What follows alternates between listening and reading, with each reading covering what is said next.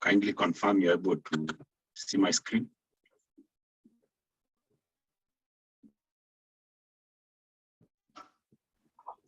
We're not able to, okay.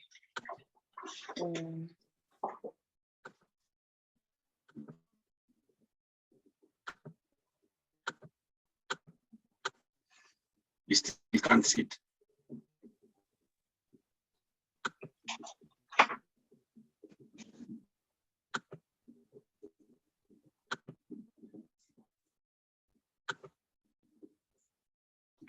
Yes, we're able to see it. Okay.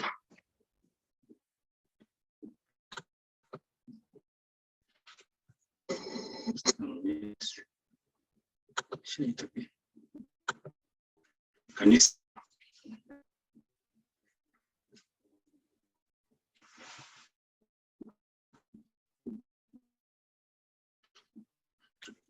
Kindly someone confirm if you can see my screen.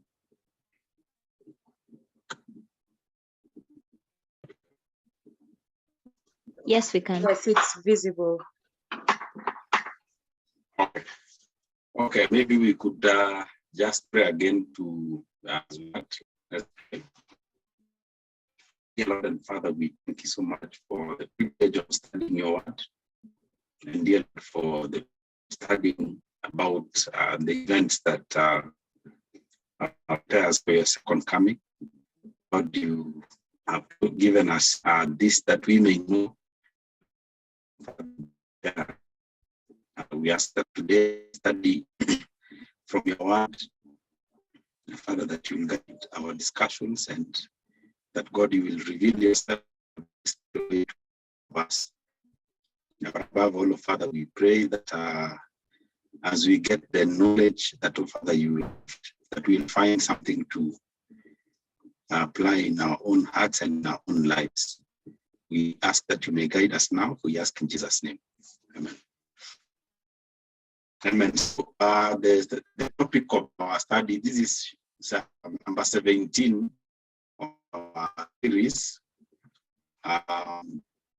So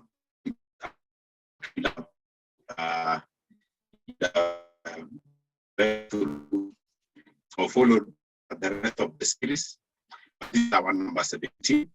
And so, and the title is The Blueprint of End Time Events. You know, a blueprint is sort of, you know, the way that before you start building, you are given a plan, you know. So this is just showing us, you know, what the Bible and the writings of Ellen White about the end. But I'd like to start on this note this week mentioned me something that I was interested in, because it was a video presentation. Dr. John Foley, the title was The Coming Sunday Law Dilemma.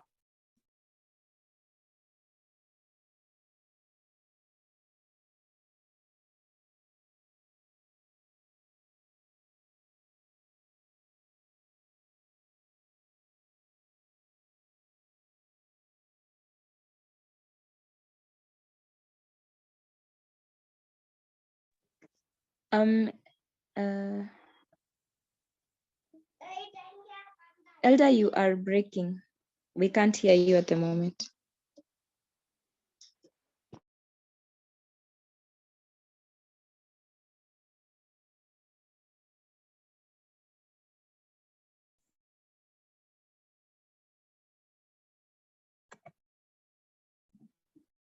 Kindly confirm you can see my screen.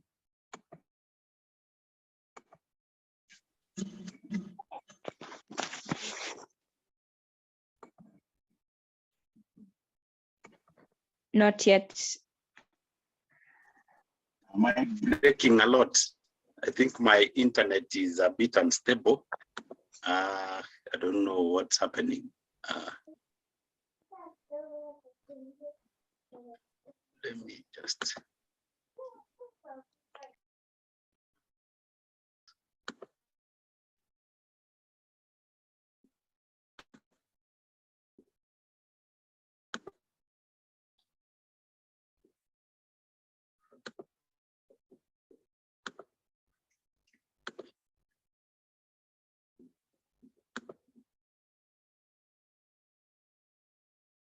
What about now?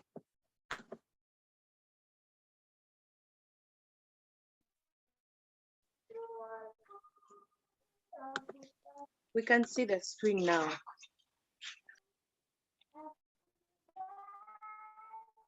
Okay, and I'm told I'm breaking a lot. Okay, it could be my internet. Please inform me if I'm still breaking. Okay, thank you so much. Is it clearer now? Yes. Okay. Yeah, so I was talking about a presentation by Dr. John Polian, and it was on end-time events, and he had some interesting things to say. So I'll just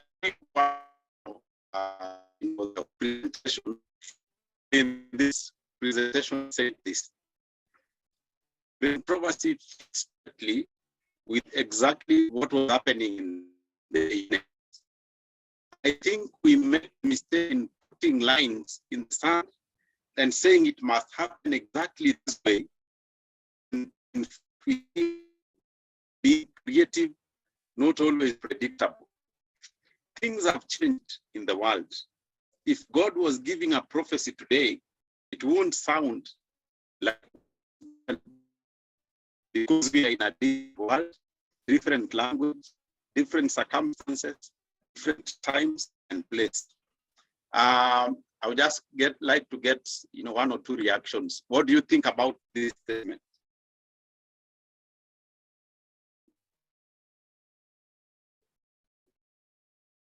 I hope there's someone. I don't want to pick the statement where you did it. He's made a comment and he says the book Great Controversy fits with perfectly in whatever was happening at the time that Ellen wrote it when she lived, and that we make a mistake, we draw a line in the sand and say that these things that are written in Great Controversy will be fulfilled in the exact same way, because God is not always predictable and He is creative. Let me get reactions. What do you think about the statement? Do you agree with him? Yes or no? I hope that I'm allowed to make it interactive.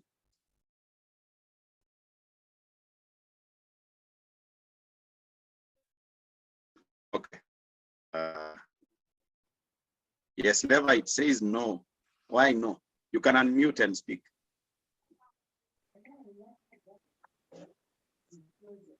Okay, I think. Yeah. All right. Hopefully you're getting me. Yeah. For me, I can say I don't agree, because prophecy is exactly as God had put it, like exactly as it was predicted even before Christ. We've seen some of them even unfolding clearly as they were written in the prophecies.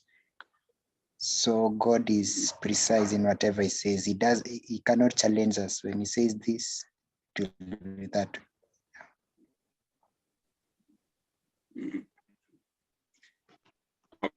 One more. I will say no. Yes. In reference that last part where the person has said that if God was giving a prophecy today, it wouldn't sound like what was given back then, because we're in a different world, different language, different circumstances, different time and place. I think God does not change. So whether He will give something now and then, it wouldn't be any different, because God does not change. Yeah, and those are it's very true what both of you have said. I mean, look at Daniel chapter 2, and that prophecy spanned through maybe thousands of years, and we've seen fulfillment in the Bible to the letter.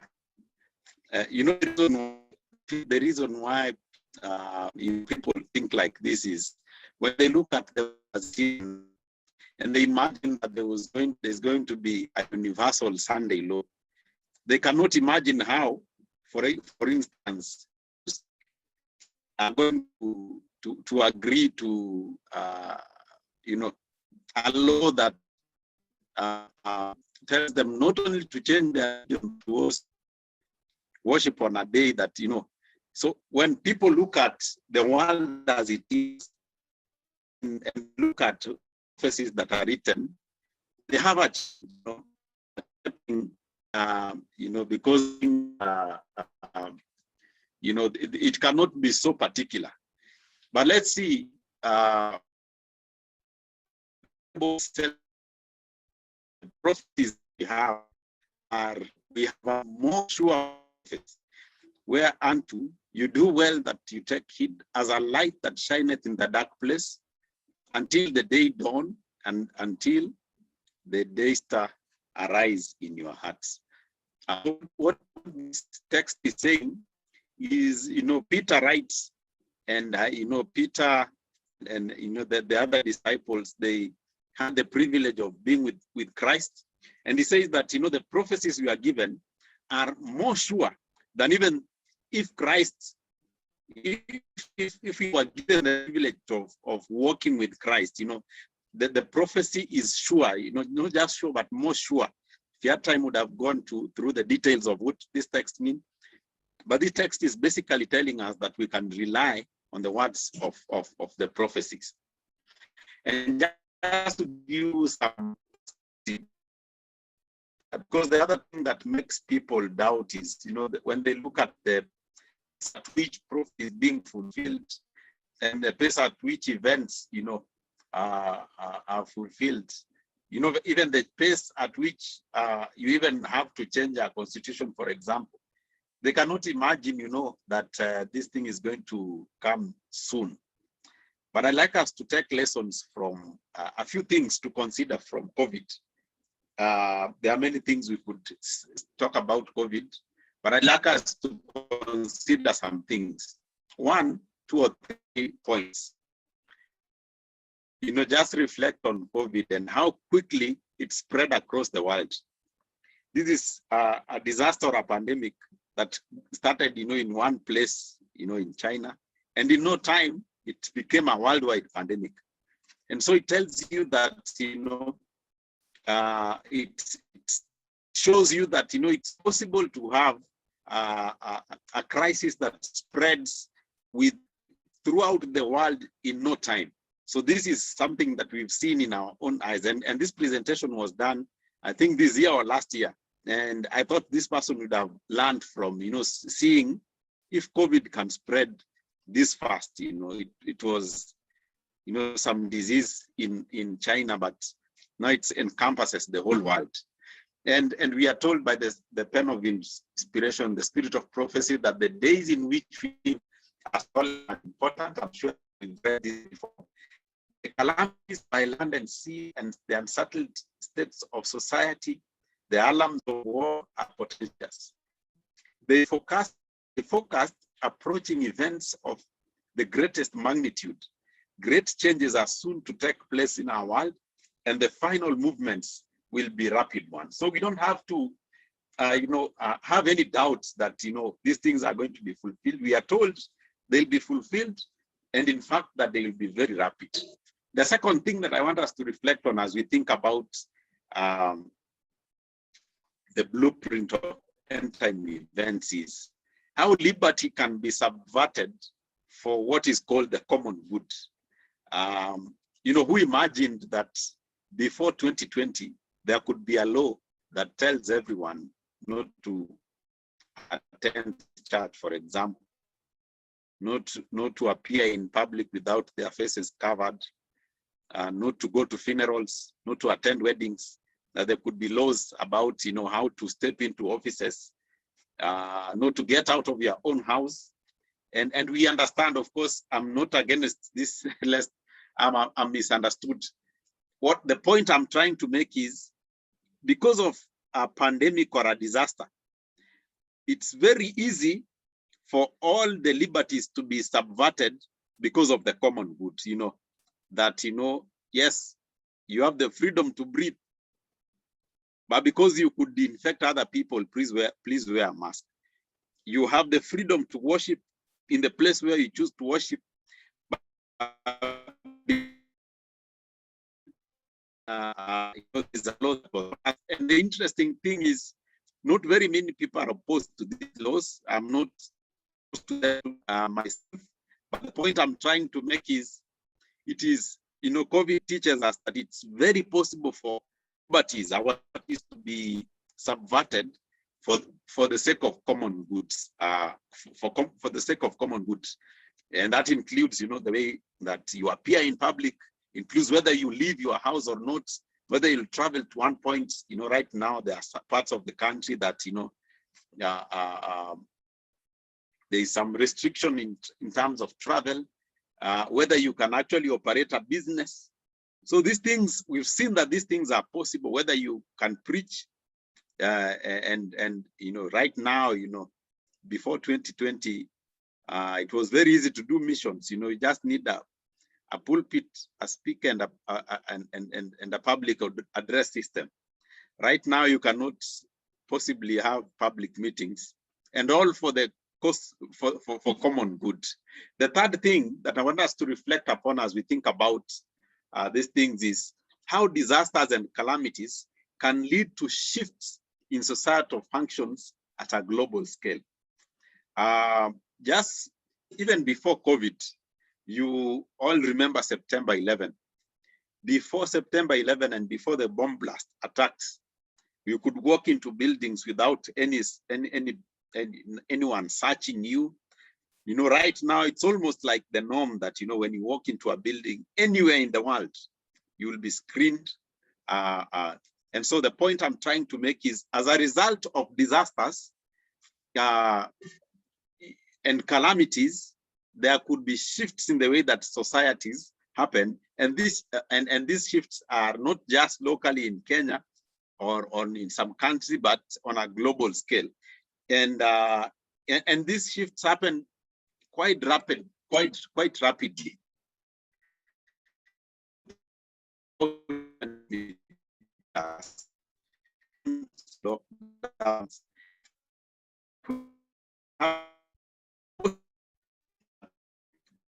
Changes in society that affect the whole world. And so, as we consider the topic that we are studying today, I just want us to think about these things, not as things that are so far distant, but things that could happen, because we have evidence of the days that we are living in, that these things could happen real rapidly. But I want us to consider some points, that were made in this presentation. The first is that the US will champion the union of church and state. I'm sure that we've looked at this before, and when we speak about this that gives life to the image and makes the image of the beast and makes people to worship it, referring to the union of church and state that leads to forced Sunday observance. It's the first thing we notice that it is the US that will champion this, and we are going to read extensively from the Spirit of Prophecy, just to get the perspective of recent prophecy on this. Let the principle once be established in the United States, and that the church may employ or control the power of the state, that religious observance may be enforced by secular laws. In short, that the authority of the church and the state is to dominate the conscience, and the triumph of Rome in this country is assured. When it speaks about Rome here, it's not pagan Rome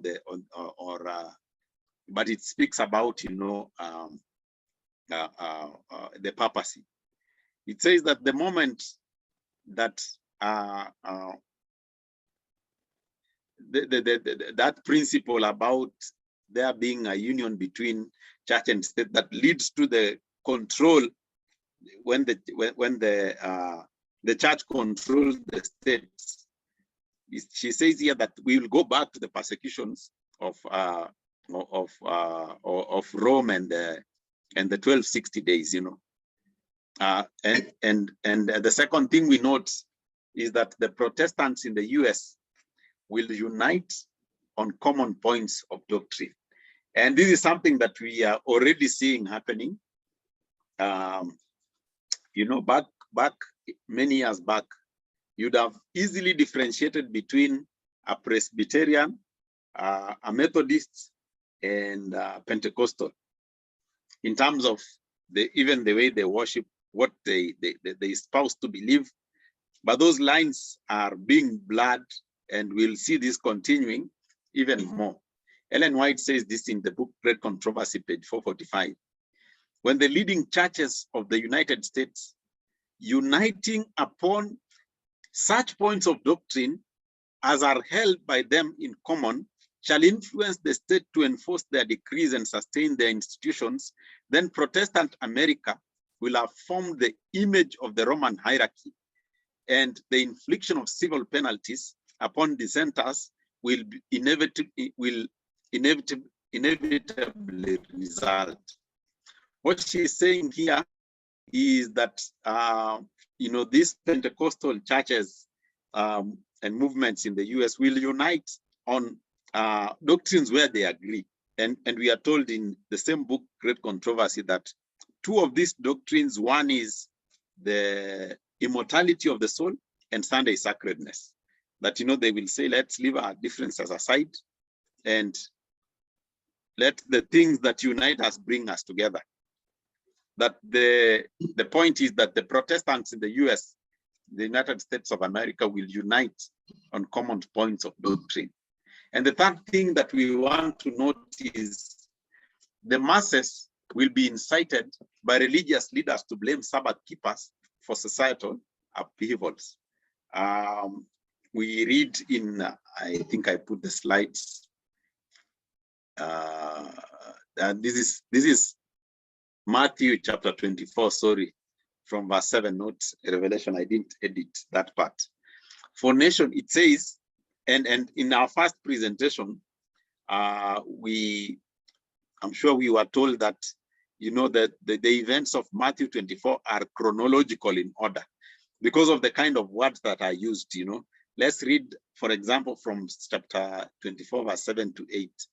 For nation will rise against nation, and kingdom against kingdom, and there will be famines, pestilences, and earthquakes in various places. You know, there will be disasters, natural and unnatural. All these are the beginning of sorrows. Then the word in verse 9 starts with then. It shows you that, you know,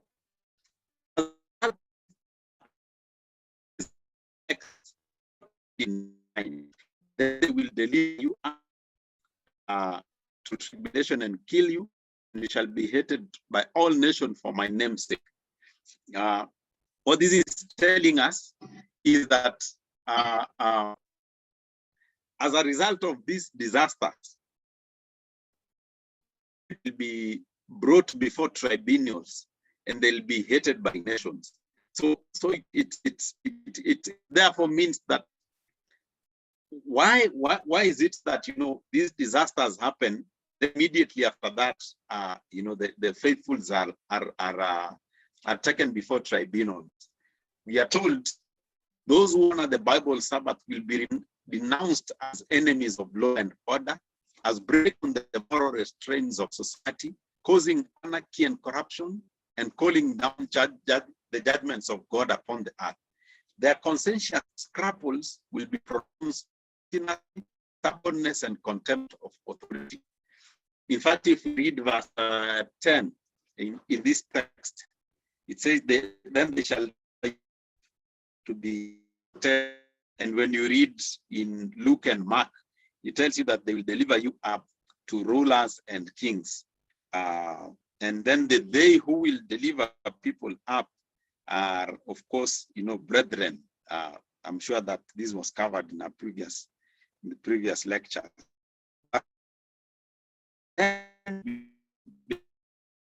And shall hate one another. And when you read the account in Luke, it actually tells you that father will betray father, and people of the same household will betray, and that means both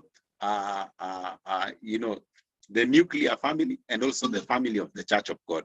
So we are told that these masses will be incited by religious leaders to blame Sabbath keepers. So as a result of these disasters, as it was, when they said about Christ that, crucify this man so that we can have peace. These things we'll see them repeated. This is still from the same book, continuing from page 592. They will be accused of dissatisfaction towards the government. Ministers who deny the obligation of the divine law will present from the pulpit the duty of yielding obedience to the civil authorities as ordained of God. In the legislative halls and courts of justice, commandment keepers will be misrepresented and condemned. A false coloring will be given to their words, their words construction, and the words construction will be put upon their teeth. So it just describes, how the fools will be tried and betrayed and be blamed for the disasters that are happening in the world. Number 4 is that politicians will support the National Sunday Law for fear of losing their political support. I think if you are a Kenyan, you can relate to this, that, many politicians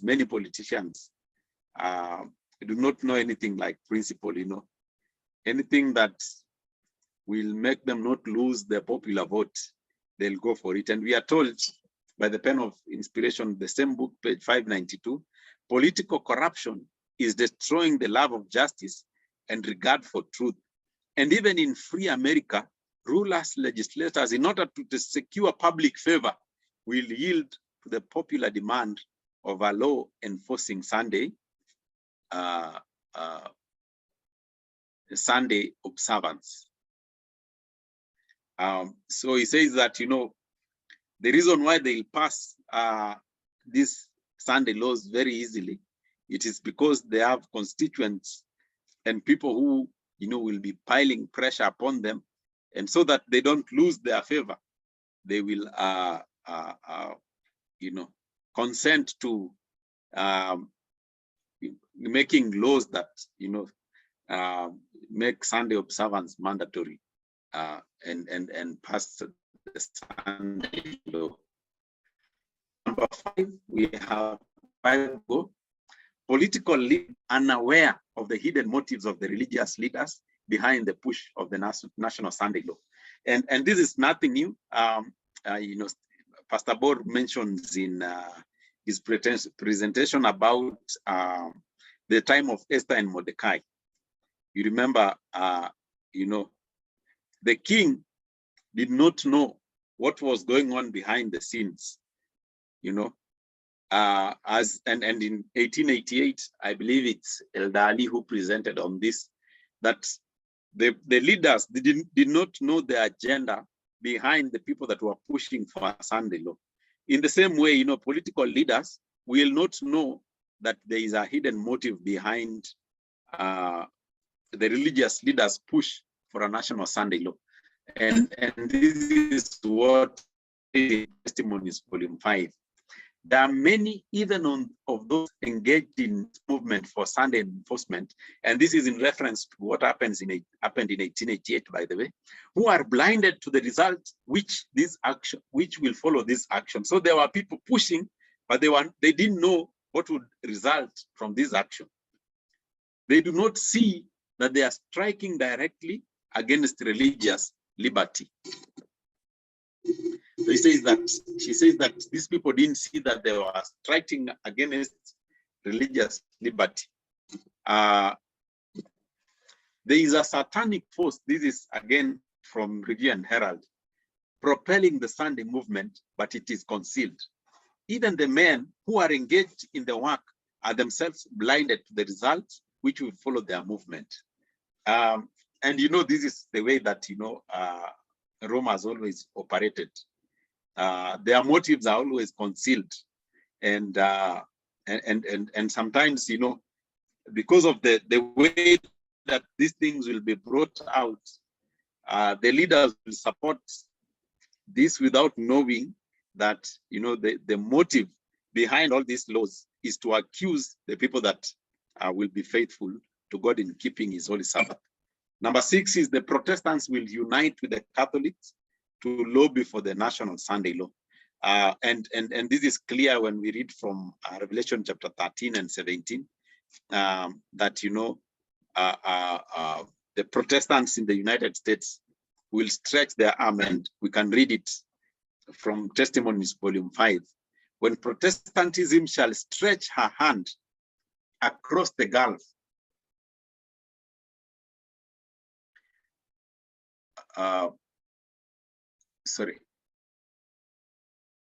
when Protestants shall stretch their hand across the gulf to grasp the hand of the Roman power. So it shows you that who makes the first move. It's not Rome. And I read it, I think in Great Controversy or one of those books, that Rome does not change.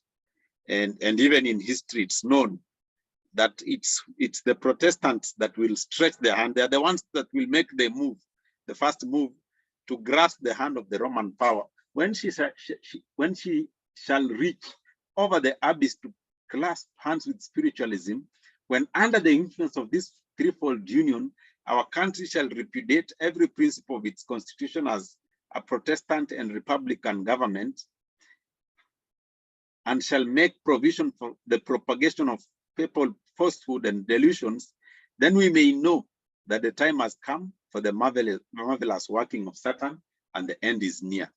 So the point that I'm trying to make here is that it's the Protestants that will stretch their hands. They'll take the initiative, and they will take the first move to unite with they'll actually urge the Catholics that they may unite for the national Sunday law. The seventh thing that we want to note is that these Sunday laws will eventually become anti-Sabbath laws.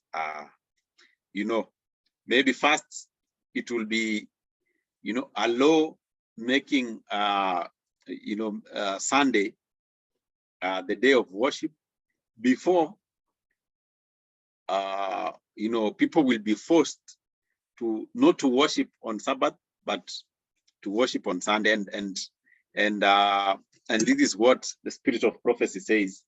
This, I think it's a magazine or a book, Southern Work, page 69. At present, Sunday keeping is not the test. Even now, it's not the test. The time will come when men will not only forbid Sunday for work, but will try to force men to labor on the Sabbath. First it will be, giving people the option of, working on Sunday. Resting on Sunday, you can continue, but it get to continue worshiping on Sabbath, but it get to a point where, will be forbidden to work on Sunday and forced to work during the Sabbath. And men will be asked to renounce the Sabbath and subscribe to Sunday observance, or forfeit their freedom and their lives. The eighth thing that we want to note is the underhand methods that will be used by the clergy. And this is what Ellen White says. Plans of serious import to the people of God are advancing in an underhand manner among the clergymen of various denominations, and the object of this secret maneuvering is to win the popular favor for the enforcement of Sunday sacredness. We are going to see in future presentations how some of these things are working out, and the underhand methods that the clergy, meaning the religious leaders of this Sunday movement and Catholicism, are engaged in. If the people can be led to favor a Sunday law, then the clergy intend to exert their united influence to obtain a religious amendment to the constitution and to compel the nation to keep Sunday. So we are told here that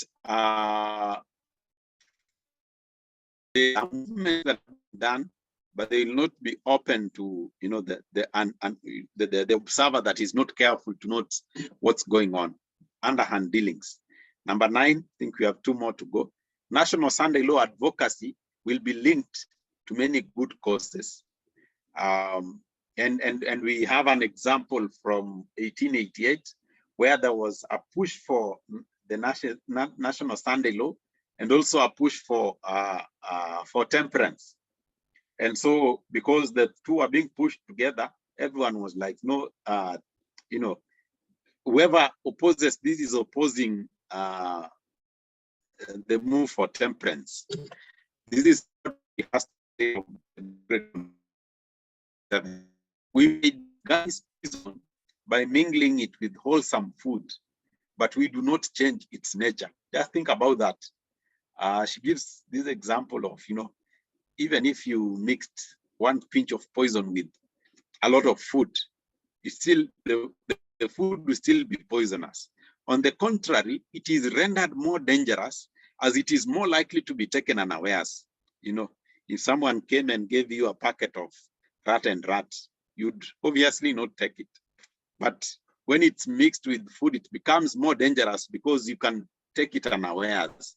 It is one of Satan's devices to combine with falsehood just enough truth to give it plausibility. The leaders of the Sunday movement may advocate for reforms which the people need.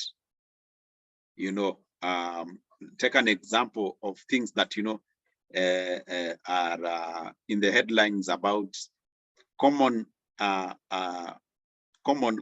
matters of interest like climate change. Who would oppose, you know, planting trees? Who would oppose climate change? Or things like the need to for families to grow together, especially during this pandemic. Who would oppose these things? But as much as these things are true and good, it does not make you know, Sunday now sacred. So these things will be pushed together, and they will be linked to many good causes. Let's finish the quotation. The leaders of the Sunday movement may be advocate reforms which the people need, principles which are in harmony with the Bible. Yet while there is with this a requirement that is contrary to God's law, his servants cannot unite with them. Yeah, so you can imagine even right now. I'm just trying to give this example. I'm not saying it's prophetic, because we are in the era of COVID. You know, you can imagine the kind of backlash anyone who opposes, you know, who says maybe there is no COVID or something, will face. You can imagine if this is pushed alongside, you know, another hidden agenda, people will easily swallow it. The 10th thing that we want to, the 10th point that we want to consider is that the entire world will follow the United States of America to keep Sunday. And so we are told that from Testimonies, volume 6, as America, the land of the religious liberty, shall unite with the papacy, enforcing conscience and compelling men to honor the false Sabbath, the people of every country on the globe will be led to follow our example. And you know, if we can't learn from the spirit of prophecy and the Bible, then at least let's learn from COVID that it's possible to have one law that applies throughout the globe for the sake of common good, and that these laws can be global. Every country can actually, you know, follow what the United States says. So it's not as people have thought. They think about how difficult it is to unite the whole world to follow a law. COVID has taught us that this is actually very possible. Our people are not half awake to do all in their power with the facilities within their reach to extend the message of warning. And this is very true. And I have to keep talking about COVID because it's what we can relate with. Ellen White says that the work that we failed to do in the time of relative peace, we'll do it, during difficult times. And just imagine how easy it was to do missionary work before COVID, and sometimes, and speaking even for myself, sometimes, looking back, I think we spent so much time in committees, while nothing wrong with committees, at the expense of actually doing the work. She says that we are not half awake to do what is in our power and our facilities, the facilities within our reach to extend the message of warning. The facilities within our reach could be like what we are doing right now, what God has provided through this pandemic. Are we doing all that is within our power?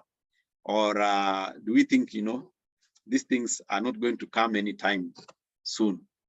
Number 11, God's people will refuse to keep Sunday, lose civil rights, be persecuted, and be sentenced to death.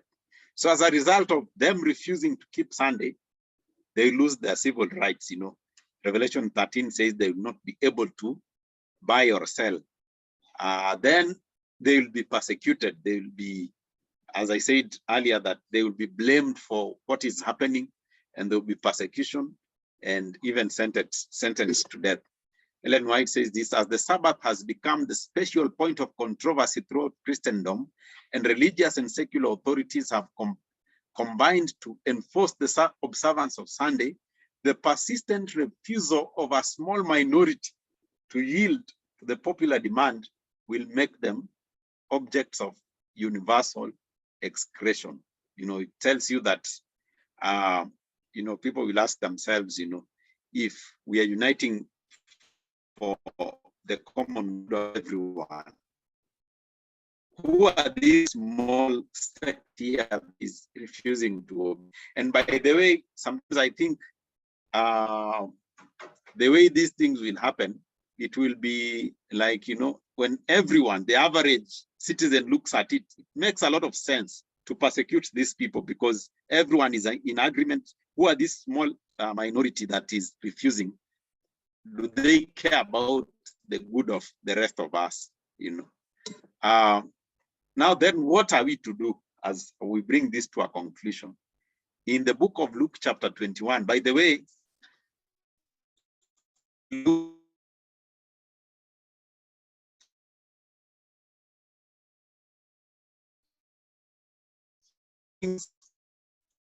what will happen, the smaller part, Matthew 25 and part of Matthew 24 explains the attitude with which we must have to be ready for these things. In Luke chapter 21, verse 34, lest at any time you ask your child suffering, drunkenness and the cares of this life, that the day come upon you and us. You see, in Matthew 25, Christ gives now some parables, and all parables are given because we ought to be in order to be ready for the coming upon the world.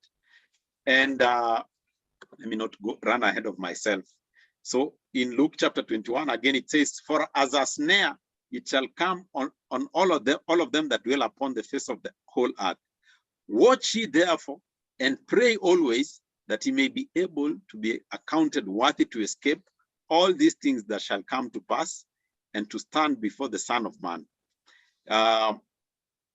It tells us there are two things that we ought to do. It's first of all, let's recognize that that day will come as a snare.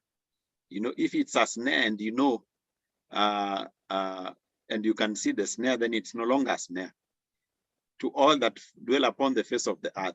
And he says, what we should do therefore is to watch and to pray so that we may be counted worthy to escape these things that will come upon the face of the world.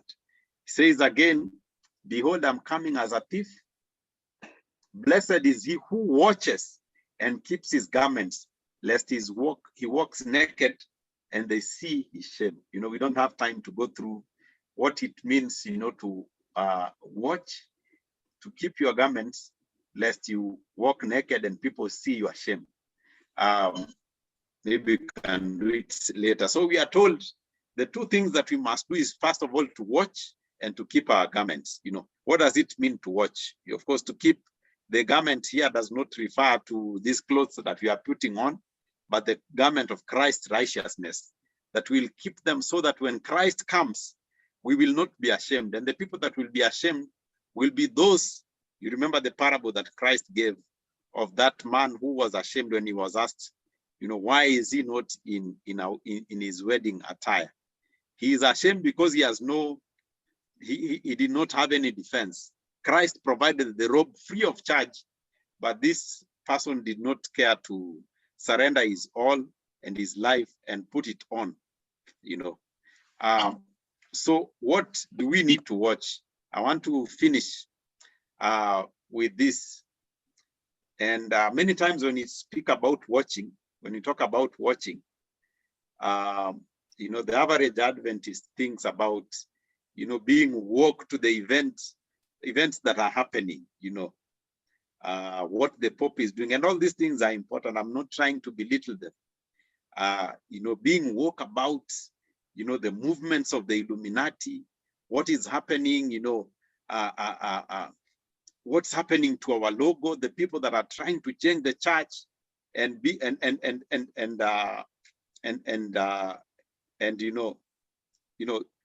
knowing what is happening, you know, which churches, which church leaders are, you know, are Jesuits and all that. Is that really what Christ told us when he told us to watch? Is it to watch for the event so at least we can be knowledgeable about what's going on in the world and in the church? What does it really mean to watch? Ellen White puts it more clearly than I could ever put it.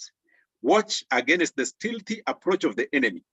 Watch against old habits and natural inclinations, lest they assert themselves, force them back, and watch. Watch the thoughts, watch the plans, lest they become self-centered.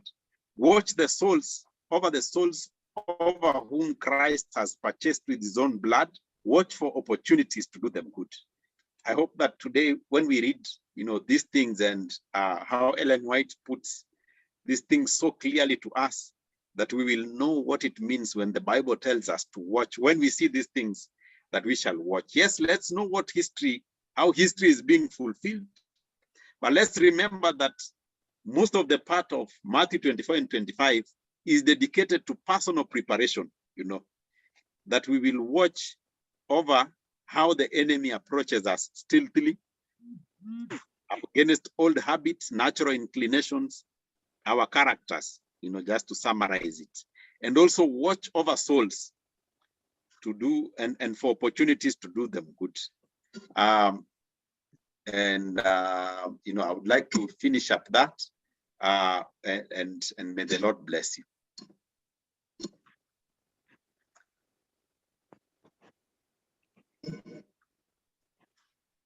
And just to finish that, you know, these things, when we read them, sometimes people get scared, but we are assured that from this, you know, Psalms 91 is a psalm written about the protection that God's people will enjoy during these times of persecution.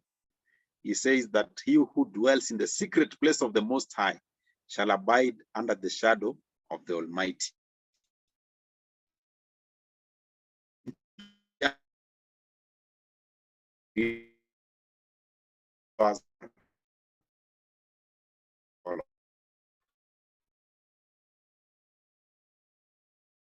uh,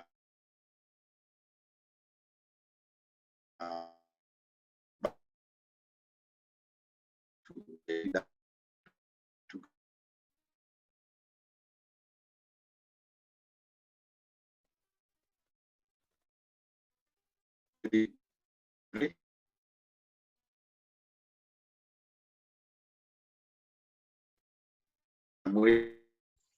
Direction. Yes, thank you so much, Elder Nyambare, for sharing with us this evening. Sorry, the last part I didn't quite hear you clearly, but I think at this time we can invite any questions or comments from any of us who may have any question or comment that they may want to ask. Anyone, you can just type it in the chat box, send it directly to our speaker today, or just go ahead and unmute. Anyone?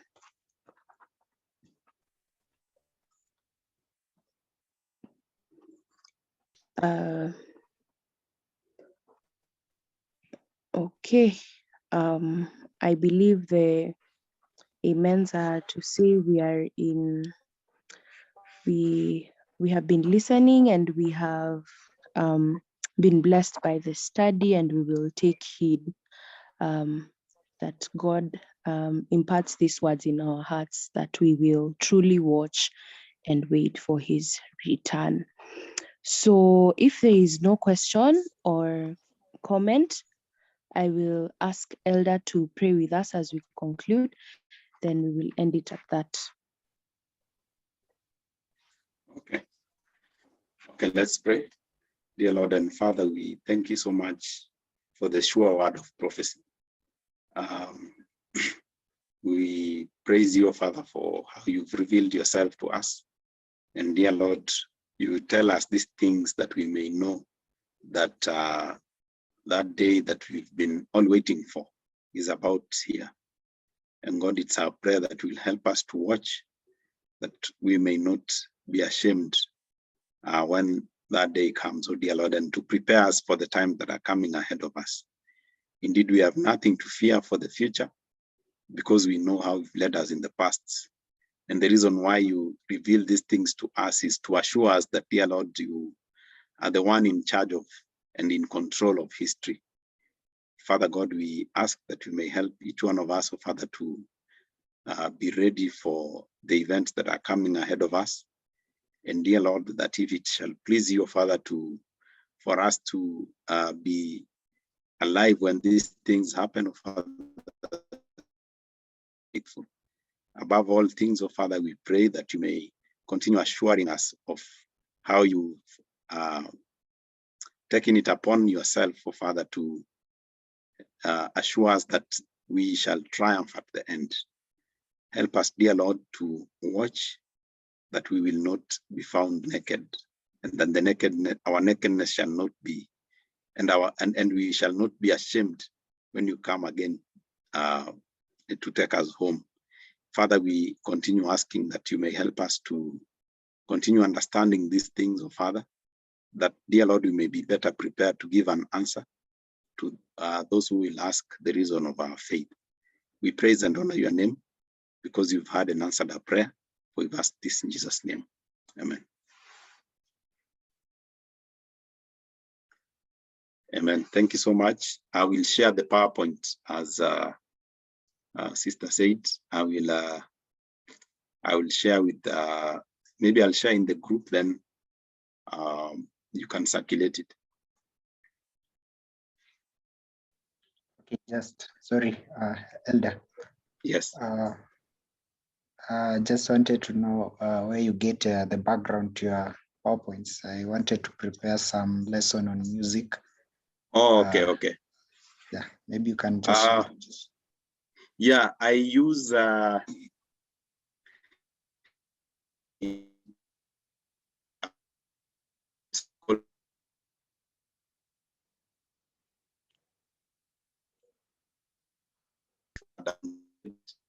Oops, can't hear.